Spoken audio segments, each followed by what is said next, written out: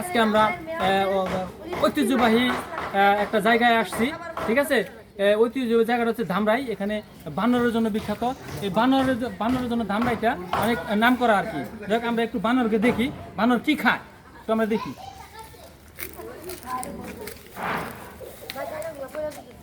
দর্শক এই দেখছেন হাতে নিতেছে, হ্যাঁ চমৎকার তো, মানুষের মতোই। এই যে গুড।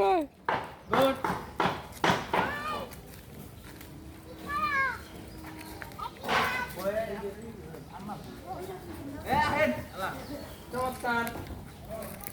এই যে বানরগুলো আমি খাবার দিচ্ছি, ভালোই লাগতেছে আমার। আসলে পশুর সেবা করা পরম ধর্ম, এটা আমি জানি যে পশুর সেবা করা পরম ধর্ম। হ্যাঁ, যতটুকু পারতেছি চেষ্টা করে যাচ্ছি।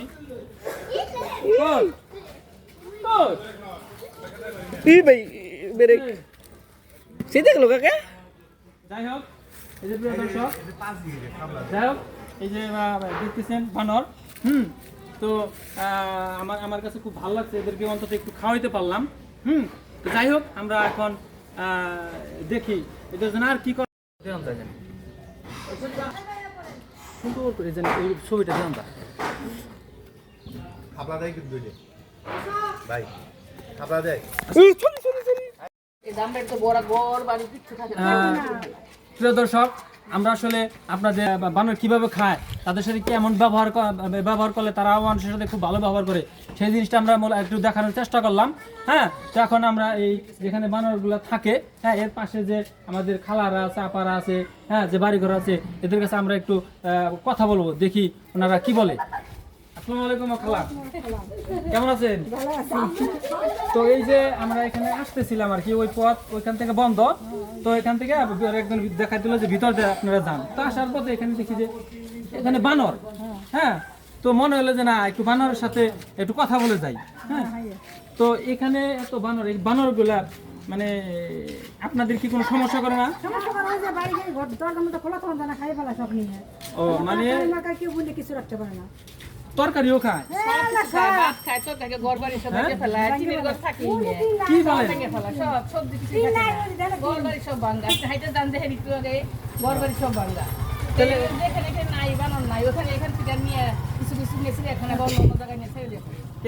আমি তো দেখলাম যে আমরা যে খাবার দিলাম আমাদের কাছ থেকে খাবার সুন্দর করে নিয়ে খাবার সুন্দর করে খায়, দেখেন না আপনি চিনেন না, দিন একটা দেখছেন সবাই হাজার হাজার আসবো, তাহলে তো দেখা যায় যে আসলে একটা মানে বিপজ্জনক একটা অবস্থা। মানে সব সময় তালাবদ্ধ করে রাখা লাগে, সব সময় মানে ঘর তালাবদ্ধ করে রাখা লাগে আর কি। ছাদের মধ্যে থাকা পড়ছে নিয়ে জায়গা। তাহলে অনেক সময় আমরা গ্রাম অঞ্চলে দেখছি খেলা যে ওই পিঠার চাউল আমরা ছাদের মধ্যে শুকাই দিই, কেন তো আপনারা শুকাই দিতে পারেন না।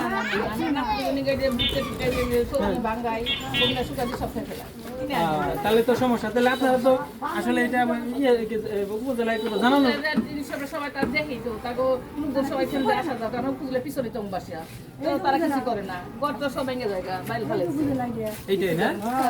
এরকম বাসা তো যে যাই দেখেন টিনের ঘর যা গছ না সবই ভাঙ্গা, মানে একে বানরে ভাঙছে, লাফে লাফে ভেঙে ফেলায়। এর মানে এর কোনো প্রতিকার বা এর কোনো সমাধান উপজেলা জানান নাই?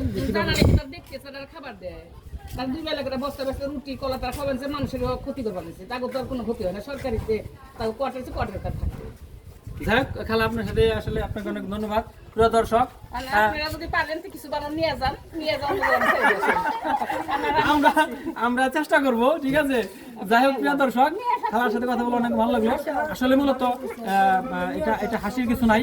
হ্যাঁ প্রিয় দর্শক, আসলে মানুষ ওনারা এখানে থাকেন, হ্যাঁ ওনারা আসলে সত্যিকার অর্থে অনেক কষ্টে থাকেন, সত্যিকার অর্থে অনেক কষ্টে থাকেন। ওনারা খুব অত্যাচারিত বানরের মাধ্যমে, কারণ বানর ওনাদের ঘরে বাইরে কাপড় চোপড় খাবার থেকে কিছুই ওনারা শান্তি মতো রাখতে পারেন না, খাইতে পারেন না, ঘুমাইতে পারেন না, সবসময় একটা আতঙ্কের ভিতরে থাকতে হয়।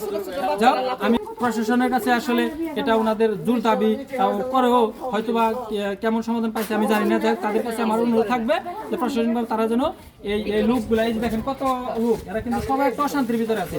হ্যাঁ, যদি একটু প্রশাসন এদের দিকে তাকায় তাহলে এরা একটু শান্তি থাকতে পারবে, দুইটা ভাত শান্তি মতো খেতে পারবে, দুইটা কাপড় শান্তি মতো শুকা দিতে পারবে। যাই হোক প্রিয় দর্শক, ভিডিও যদি ভালো লাগে হ্যাঁ বেশি বেশি শেয়ার করবেন। পরবর্তী ভিডিওতে দেখা হবে, সে পর্যন্ত আল্লাহ হাফেজ, আসসালামু আলাইকুম ওয়া রাহমাতুল্লাহি ওয়া বারাকাতুহু।